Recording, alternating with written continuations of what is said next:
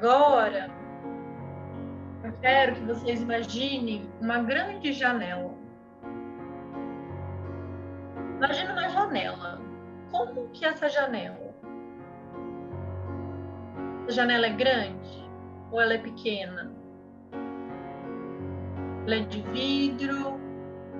Ela é de que material? Ela é de madeira? Ela tem persiana ou não tem? Agora toca essa janela, vai sentindo ela. Vai sentindo os cantinhos.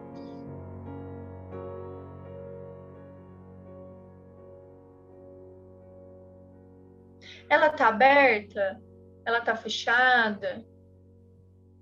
Ela te cabe? Você cabe na janela? Então abre a janela. Imagina, você consegue passar por ela? Atravessa a janela. Devagar. Se imagina atravessando ela. É por dentro, é pelo lado. Como que ela abre? Como que você atravessa? Vai sentindo a janela.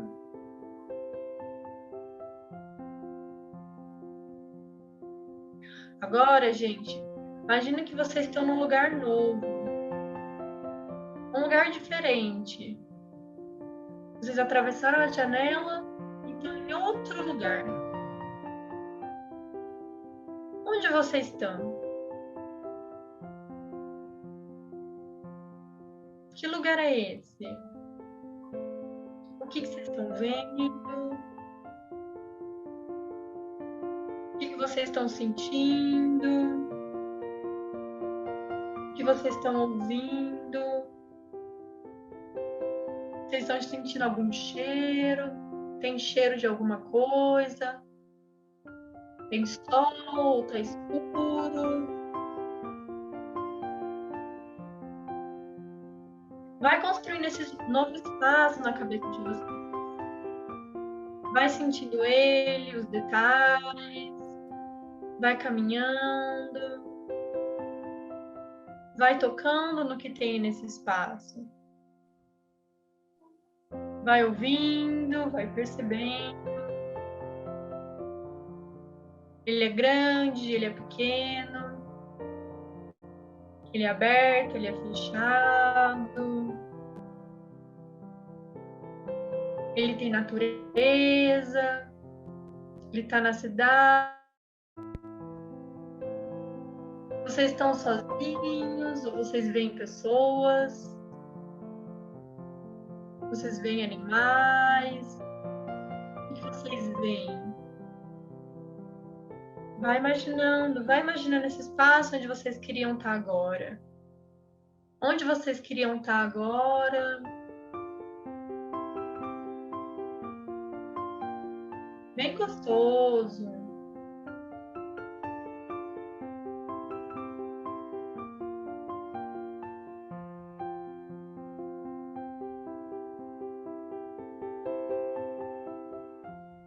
O que vocês estão fazendo nesse lugar? Tá de dia, tá de noite. Vai colocando para fora.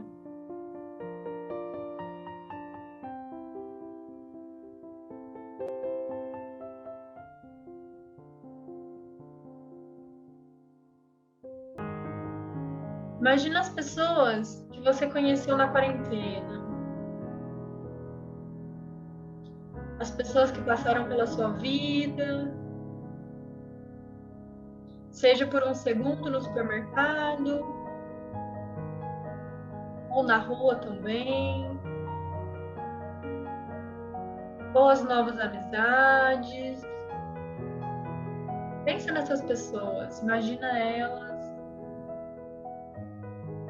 O que elas significam para você?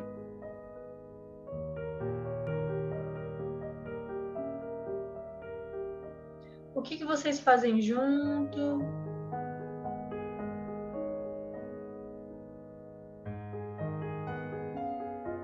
O que vocês gostam de fazer, o que vocês têm em comum, o que vocês têm de diferente, o que você gosta nessas pessoas, por que você gosta delas, o que elas têm de incrível, o que elas significam para você. Por que foi importante para você estar pensando nelas agora?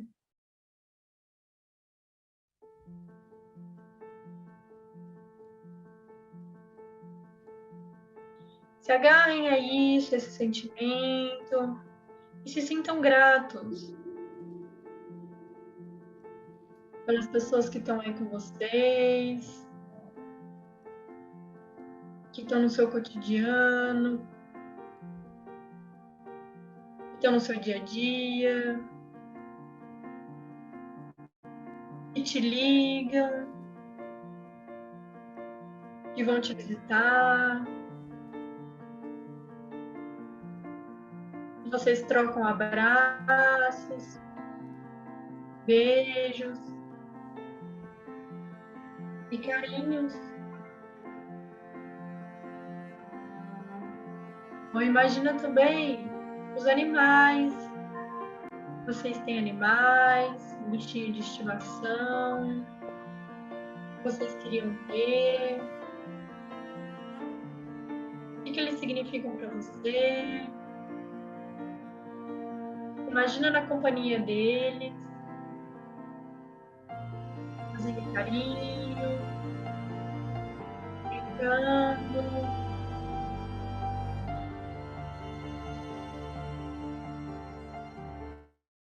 Isso.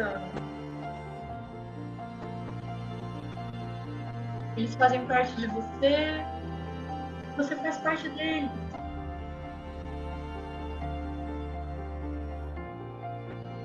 Estão convivendo com você. Vai imaginando e vai se sentindo grato, vai se sentindo na companhia dessas pessoas. Vocês não estão sozinhos. Eu queria parabenizar vocês 4, né? O Iratã não chegou ainda, né? Mas então vocês 3 e mais o Iratã, pela beleza desses trabalhos que vocês produziram. Eu não sabia bem o que trazer para a gente conversar, porque a primeira coisa que eu tive, né, vendo os trabalhos, foi um impacto, assim, eu fiquei bastante sensibilizado e resolvi, inclusive, deixar a coisa assentada e cantar para ver o que vem à superfície, né, desse primeiro impacto, assim. E acho que este impacto que me sensibilizou foi por onde eu comecei a pensar os trabalhos, porque eu comecei a pensar como vocês foram sensibilizados, sensibilizadas pelo material, pelos textos, né? Como é que isso moveu vocês? Acho que foi a primeira coisa que eu pensei sobre isso. Achei trabalhos extremamente sensíveis, extremamente profundos, uma entrega muito grande. E daí, né, após essa primeiro contato, assim, né, aí eu tive curiosidade de ver os textos depois. E aí me fez pensar um pouco mais, e agora eu vi os trabalhos novamente já depois, né, de 2 visitas, digamos assim. E acho que uma coisa que eu queria jogar aqui para ir a gente ir conversando que eu fiz umas anotações aqui, é sobre a questão das vozes, né? Eu a Cláudia já tinha me explicado, né, como é que foi o projeto todo, essa é a terceira fase do projeto, então eu tenho lá naqueles textos as vozes de pessoas que foram atravessadas, né, afetadas por essa tragédia que nós estamos vivendo, né? E ali está a voz dessas pessoas a partir disso, né, desse impacto, né, na vida de cada um. E aí, como vocês são afetadas por isso, por essas vozes, e colocam a voz de vocês a serviço disso. Então, eu vejo vozes que ecoam outras vozes. E fiquei pensando muito na questão da narratividade, né? A narrativa, né? Porque são depoimentos, são narrativas, né? Como o próprio projeto, né? Narrativas da quarentena, então tem essas narrativas, e essas vozes, essas narrações, esses narradores, né? Ganham essa voz de vocês que eu fiquei pensando numa coisa que há muito tempo atrás, não que hoje em dia não se fale tanto nisso, mas teve uma época que isso, até no teatro, estava se falando bastante mais sobre este procedimento, essa operação de a passagem de vozes narrativas para as vozes dramáticas, né? As vozes do palco. Então, este trânsito, né, entre narração e dramatização, né? E que um barato, né, nessas coisas que tinham um tempo atrás, de fazer isso sem mexer, né, sem interferir na voz narrativa, né? Então, como inserir esta narração nesse outro espaço que coloca outros elementos em jogo, né? Então, eu fiquei observando um pouco isso, né? Me chamou a atenção, e é uma pergunta que eu quero colocar para quando a gente começar a abrir aqui, que é como foi que vocês se apropriaram dessas vozes? Como vocês se aproximaram disso, né? Porque tem eu imagino, né? Tem o impacto daquela voz, daquela narrativa, mas dar corpo a essa voz, né? Trazer isso para esse outro espaço.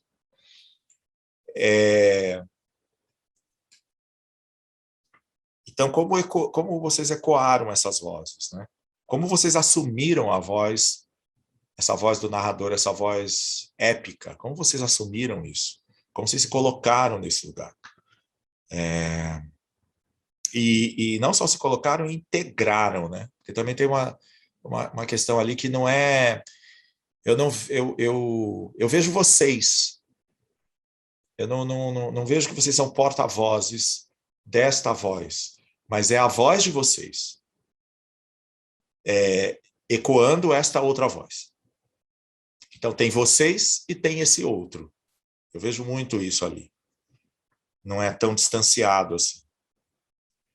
E aí, assim, pensando nisso, não tinha como não pensar nessa questão de, ao ecoar essa voz, de falar de teatralidade, né? De teatralização, de dar teatralidade para isso. A questão do retrato que você comentou é muito interessante, porque o retrato é o registro, né? Essa imagem, né, afetiva que a gente tem na memória, né? Necessariamente não é uma imagem estática, apesar de uma foto ser estática, o que nos liga a ela não é de maneira nenhuma estático, né? As lembranças, elas estão fixadas, talvez, naqueles pixels, né? Nem lembro como que fala isso, mas ela vai além daquilo, né? A nossa lembrança, ela resgata coisas que a foto não transfere automaticamente, a gente vai vivenciando aquilo. Então, a primeira questão era eu me posicionar em relação a essas sensações, né? sentimentos que brotavam da narrativa e, ao mesmo tempo, me distanciar para poder produzir, talvez até uma imagem um pouco menos... Porque era essa junção, talvez, entre o que eu sou e o que eu estou retratando. No sentido de eu me vejo nesse retrato, mas eu não sou exatamente esse retrato. Eu tenho que trabalhar um pouco essa dualidade, né? Essa máscara que traz também um pouco dos meus traços ali. Né? E relacionar com esse sentimento de aprisionamento, né? Como que era fazer isso, né? Porque ao mesmo tempo que eu tinha que criar essa conexão com uma narrativa que não era propriamente minha, que eu tinha algumas ligações, mas o emocional, ele tinha que se diferenciar também do que eu tinha vivenciado naquele instante e transformar numa outra coisa. Então, eu acho que os principais elementos que eu utilizei para me apropriar foi essa aproximação por uma certa identificação com o conteúdo e, ao mesmo tempo, um distanciamento por esse cuidado um pouco mais dos movimentos. Do texto que me chamou a atenção e acho que acabou me prendendo a ele, que duas coisas, na verdade. Uma é que ele é bem imagético, é uma poesia, né?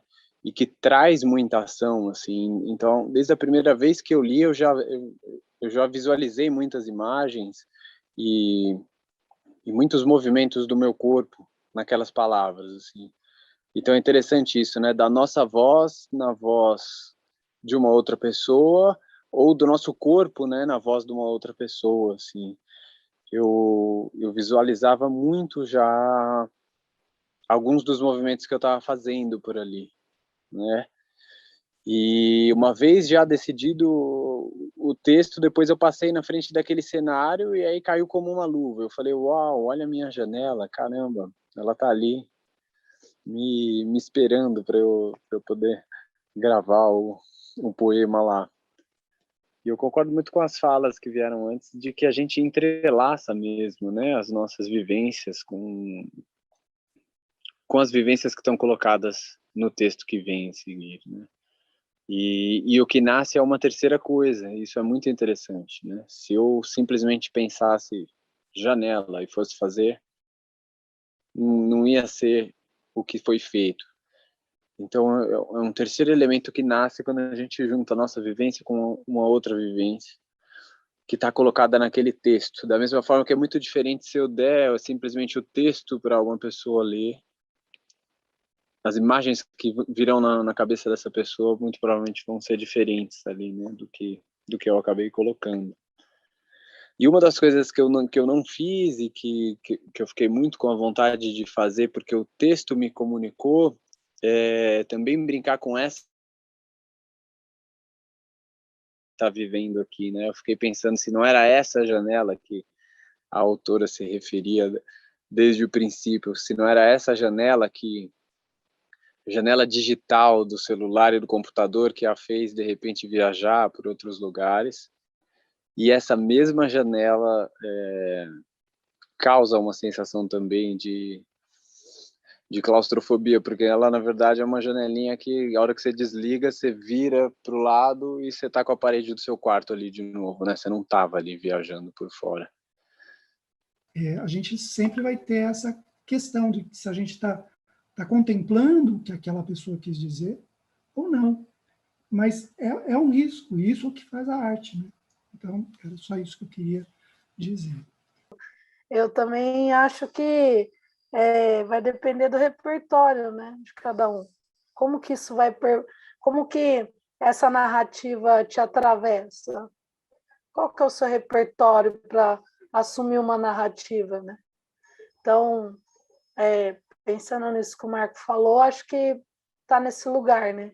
Eu em nenhum momento quis ser a voz de alguém, mas eu quis transmitir uma terceira voz, que era de uma outra pessoa naquele momento, naquela situação.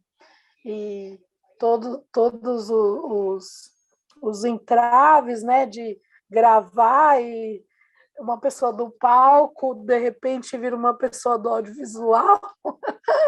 É sempre difícil, assim, né? A gente fica nesse híbrido, não sabe nem como se posicionar, tudo isso é uma construção, né? Que nem o Pojucan falou. E aí o nosso repertório vai passando por isso e vão sendo criadas as cenas. Acho que minha contribuição é essa. Porque eu acho que tudo é sempre, a gente sempre tem semelhanças em qualquer período histórico, sempre existe algo que nos une de alguma forma. Me parece que em cada momento histórico algo nos atravessa de forma geral. Né, pensando em mitologia também, eu não sei, eu tenho essa impressão. E acho que nesse sentido a pandemia é mais um momento histórico, né? Claro que ele traz formatos, ele traz, né, estética, né, forma sobre conteúdo, claro, mas eu acho que estão sendo descobertas formas de se fazer por essa tela. Eu tenho muito essa impressão. Então eu não consigo ter esse olhar de que as coisas estão sendo repetidas e que as coisas estão sendo sempre as mesmas.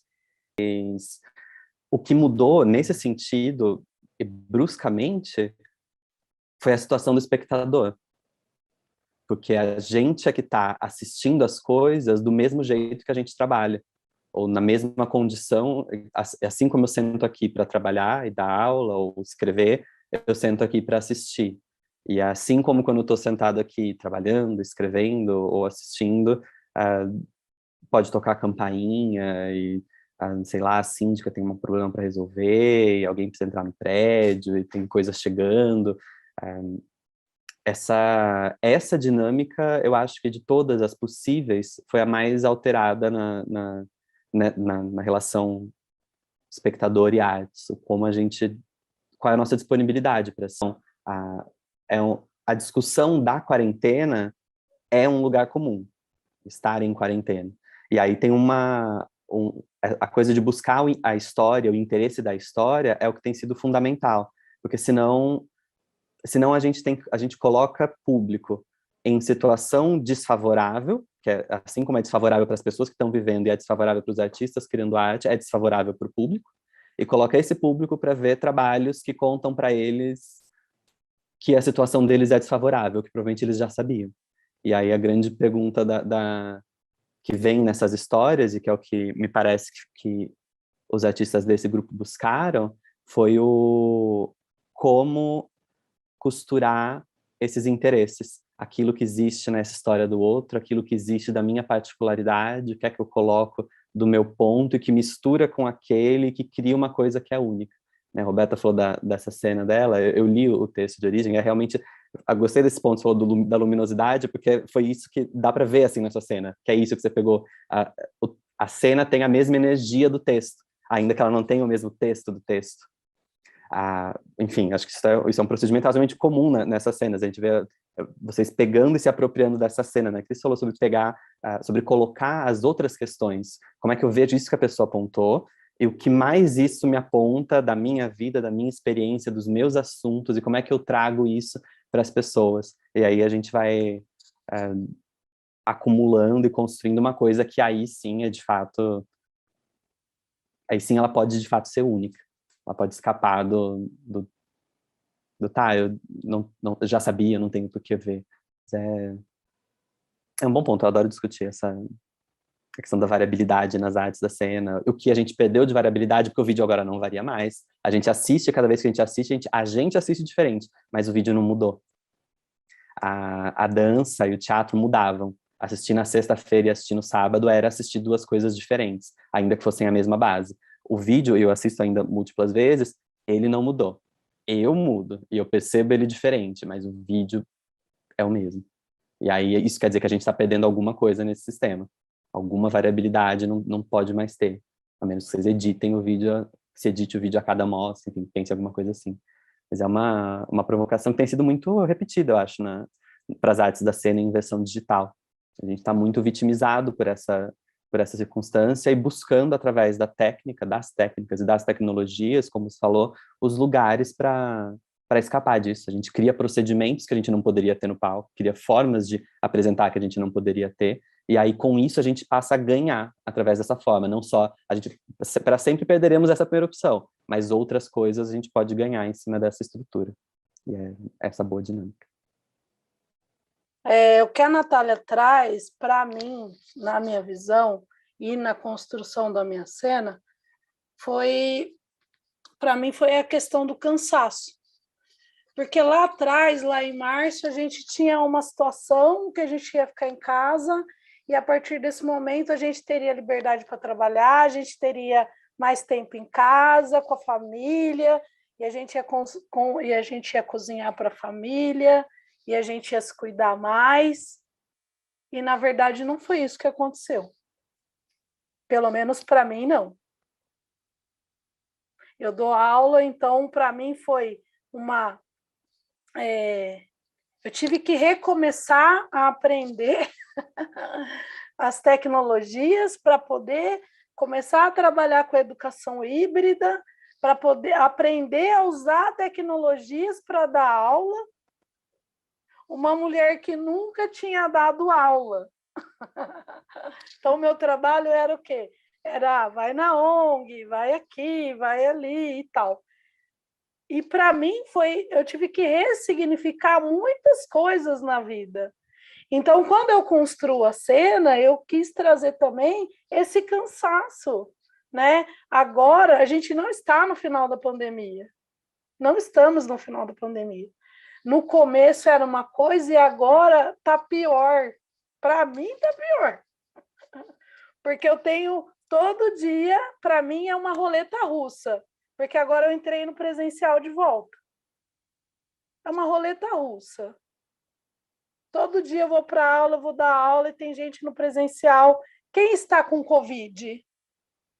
Qual aluno está com Covid? Qual profissional está com Covid? A mesma situação que o profissional da saúde vive. Agora a gente está vivendo no presencial. Então, são outras visões, né? Na questão da Natália, ela quis saber a ressignificação de estudo. No começo era uma coisa, foi bom, né? Assim, um mês e meio para mim, porque eu sou muito agitada, então deu tempo de ir em todas as reuniões. Eu adorei. Agora já não é mais, é totalmente diferente. Cansa, a tela do computador cansa, explicar no virtual cansa, gravar aula virtual cansa, tudo cansa agora. E aí a minha cena está bem nesse limite dessa mulher cansada. Está bem nesse limite de até onde a gente vai conseguir levar tudo isso. Sabe? É a minha preocupação maior. Até onde essas mulheres vão levar tudo isso? Até quando? Por isso que eu tenho fé, né, nessa passagem de tempo, nessa história que a gente vai olhar para trás e vai ter um grande aprendizado, vai ter, né, então para mim nesse momento é isso. Então lá no começo era uma coisa e agora é outra e acho que isso ainda vai perdurar por um tempo. A pandemia não acabou, tá? Quem está pensando em aglomerar aí, pensa bem, porque a coisa tá feia ainda. É bom ficar em casa, se prevenir o quanto vocês puderem, prevenir seus filhos, porque não tá fácil para ninguém. A gente tem uma falsa sensação de término, mas não acabou. Eu gostaria de falar um pouquinho sobre o medo, que aí quando a Natália traz isso, eu acho que uma cena, para mim, muito marcante do início da pandemia é o Papa sozinho naquela praça imensa. Aquilo foi uma coisa, e de uma certa forma no Brasil, quando a gente começou a fechar, a Itália estava num caos, gente, milhões, muitas pessoas morrendo.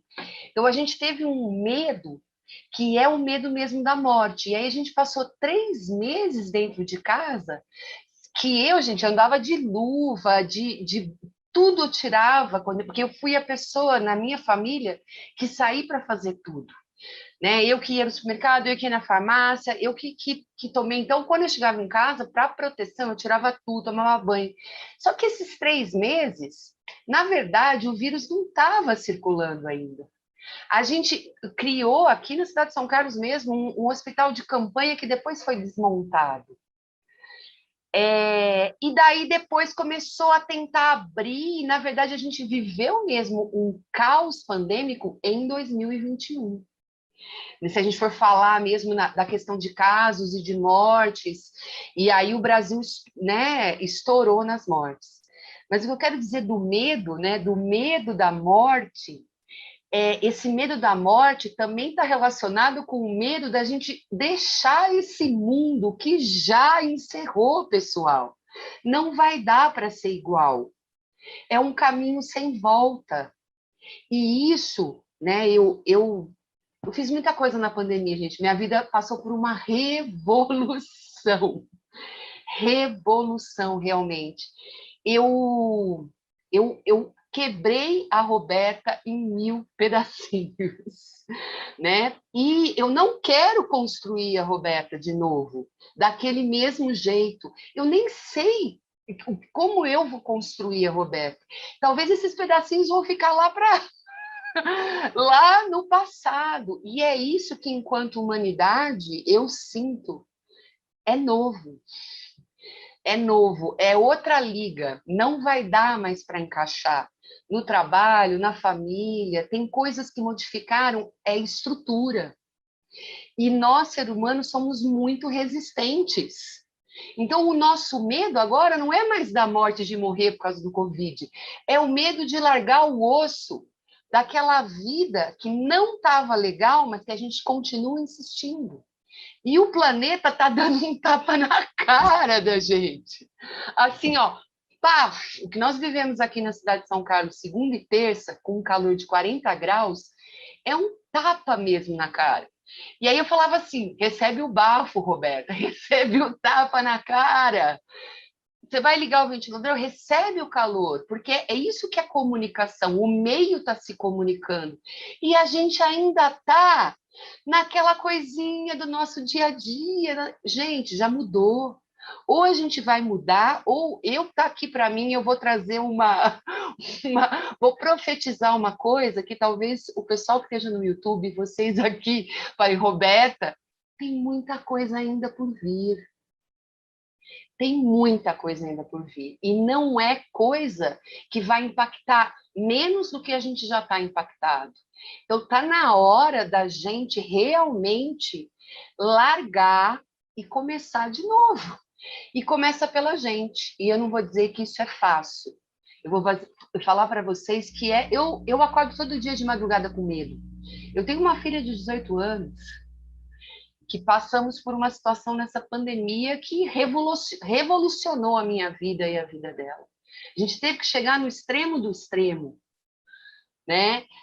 Então não é fácil, gente, mas não tem outra saída. A gente precisa olhar para a nossa vida e realmente entender que já foi.